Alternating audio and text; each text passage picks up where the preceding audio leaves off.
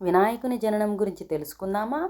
ఒకరోజు పరమేశ్వరుడు వస్తున్నాడన్న వార్త పార్వతికి తెలిసి అభ్యంగన స్నానం చేసి పతికి స్వాగతం చెప్పాలని తన వంటికి నలుగు పెట్టుకున్న పిండితో ఒక బొమ్మను తయారు చేసి తన తపశ్శక్తితో ఆ బొమ్మకు ప్రాణప్రతిష్ఠ చేసి మందిరం వద్ద కాపలా ఉంచి లోపలకు ఎవ్వరినీ రానివ్వద్దని చెప్పి స్నానానికి వెళ్ళింది.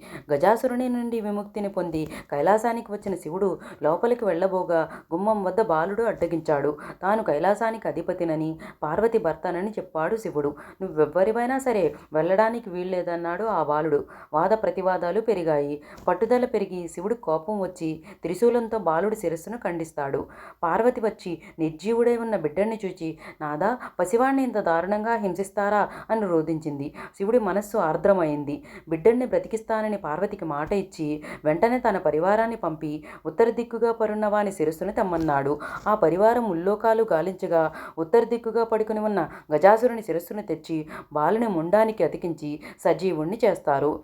పార్వతి ఆనందించి వినాయకుడిని గజముఖం కలవాడని, గజాననుడని, వినాయకుడని పరిపరి నామాలతో తనయుణ్ణి అల్లారు ముద్దుగా పెంచుకుంది. ఇది ఫ్రెండ్స్ వినాయకుని జననం. Please like, share, subscribe.